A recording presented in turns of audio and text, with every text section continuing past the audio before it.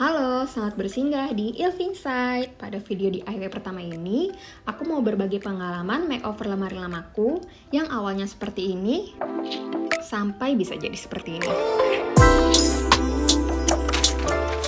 Pada awalnya, aku mau makeover lemari yang biasanya aku pakai ini. Patokan desainnya, aku mau samain kayak meja kerjaku, tapi akan ada sentuhan gaya Nordicnya. Dengan cutting lebih minimalis, warna putih, dan komunikasi tembaga gold biar nyambung sama konsep kamarku. Tapi setelah dilihat lemari lamaku ini banyak detailnya, dari ukiran ornamen bunga, bentuk kaki, tarikan lemari, dan cutting lemarinya itu sendiri. Jadi terlalu berbeda ya stylenya sama meja kerjaku, dan akan banyak PR banget buat nyesuainnya. Jadinya aku move buat makeover lemari yang udah lama gak kepake ini. Umur lemari ini udah 14 tahun, materialnya dari particle board, tapi desainnya lebih mendekati sama gaya Skandinavian atau Nordic. Untuk kondisi lemarinya, bisa dilihat ini pelapisnya sudah bergelembung gini ya permukaannya. Terus tarikannya aku kurang suka sih dan bakal diganti. Dan juga banyak stiker kebanggaan bocil pada masanya. Rak penyangganya juga udah melengkung gini ya, kayaknya kebanyakan beban hidup. Lanjut, untuk makeover aku akan pakai cat duko karena udah terlanjur beli sih sebenarnya. Nanti kita bahas di bagian insight ya, so please jangan di skip dan tonton sampai akhir. Oke, untuk bahan-bahan yang aku gunain ada sebagai berikut. Untuk cat, aku prefer yang water base biar ribet gak bau minyak. Warna yang aku pakai itu warna putih untuk nyesuaiin sama mood kamarku dengan finishing matte. Untuk peralatannya aku pilih kuas nilon yang bulunya halus dan kuas busa biar olesan kuasnya bisa lebih mulus. Yuk kita mulai proses makeover lemarinya. Pertama-tama kita keluarin dulu barang-barangnya. Jangan lupa habis itu dilap ya biar bersih dari debu.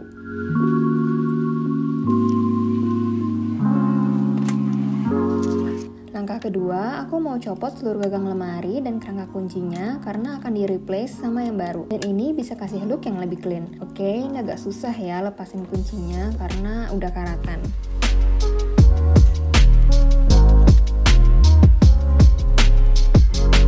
Kita lanjut untuk nyopotin stiker-stiker di lemari. Ini aku pakai minyak kayu putih atau minyak aja deh, biar gampang lepasnya. Fungsinya biar permukaan lemarinya rata saat diberi cat. Dan yap, pintar sekali, bekas stikernya ngerusak lapisan lemari. Dengan songidenya aku amplas biar makin mulus. Ya udahlah ya, mari kita ubah keburikan ini dengan semangat dempul 45. Sorry, proses dempulnya ke skip. Ini aku udah dempul bagian pintu lemari dengan campuran dempul dan air. Untuk lubang kunci dan knob juga ditutup dengan dempul dan styrofoam. Mestinya sih pakai campuran serutan kayu plus dempul, tapi berhubung nggak punya, aku pakai styrofoam aja. Nah, akhirnya kita mulai lapisan kedua, yaitu cat primer. Ini aku pakai cat propan yang water base dan kuas busa biar lebih rapi dan kuasnya nggak akan rontok juga kan.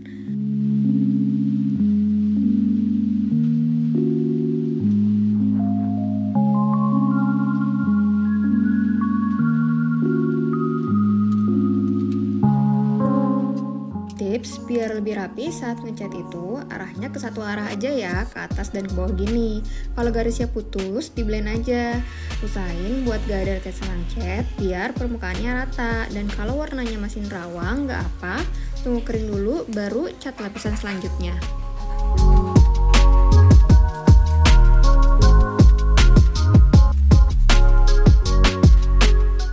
Setelah itu kita amplas lagi pakai grit 240.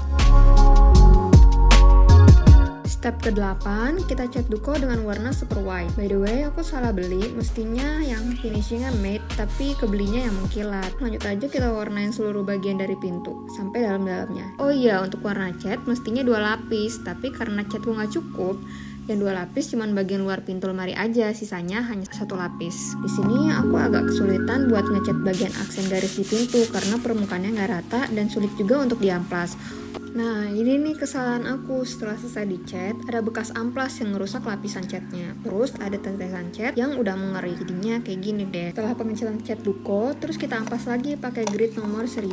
Nah, menuju step akhir, kita kasih top coat finishing matte. Ini aku kasih top coat karena mau ubah finishingnya biar nggak mengkilat. Selain itu, top coat juga berfungsi agar cat lebih awet dan nggak mudah menguning. Proses akhirnya adalah pemasangan knob atau gagang pintu. Ini aku dibantu sama Mas Kirin. Ini Mas Hirin lagi measure peletakan knopnya, terus dibor untuk memasangkan knop baru.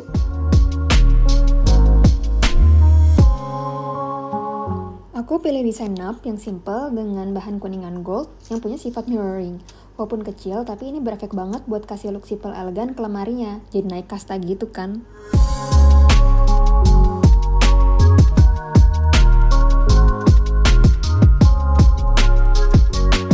Dan inilah hasilnya.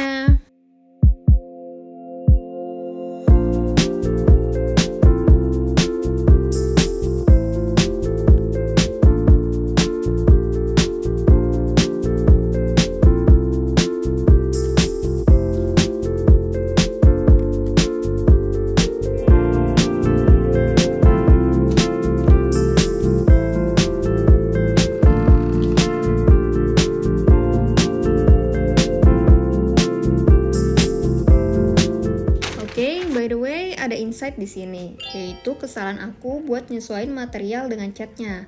Karena particle board ini adalah serpihan kayu yang dipres, jadi sensitif sama air dan lapisan luarnya hanya PVC interior yang tipis, makanya mengelupas. Yang itu berbahaya karena berpotensi rusak. Selain itu, bahan PVC ini kan glossy, jadi ada kesulitan ketika ditimpa cat, karena memang bukan untuk dicat sih. Selain itu, sebelum ngecat suatu furniture, kita mesti mastiin material dan bahan atau pelapis cat yang tepat. Kita juga harus tahu furniture yang mau kita cat atau dilapis ini akan diletakkan di mana, apakah di dalam ruangan atau di luar ruangan. Untuk jenis-jenis material furniture itu ada kayu solid, besi, plastik, kaca, dan kayu fabrikasi. Nah, particle board ini termasuk ke dalam bagian kayu fabrikasi. Masing-masing material ini ada penyesuaian untuk cat atau pelapisnya, seperti cat minyak, pilox, cat duko, dan PVC interior. Di sini, kenapa aku prefer cat duko? Of course, sebelum aku tahu kesalahan pemilihan materialnya, karena kualitas cat duko ini adalah salah satu yang terbaik. Dia tebal, awet, walaupun ya prosesnya panjang dan gak sesimpel yang lain. Di sini, aku rangkum insight tiap cat atau pelapis dari yang aku search dan aku pahami ya. Jadi, masing-masing punya karakter serta kelebihannya. Dan kalian bisa cocokin sama kebutuhan kalian. Jadi, kalau next mau warnain furniture, bisa dipilih berdasarkan kebutuhan ya. Semoga bisa belajar dari kesalahanku, dan selamat berkarya. Terima kasih sudah tonton sampai habis. Aku mau minta pendapat kalian dong untuk next video DIY, mendingan yang mana ya?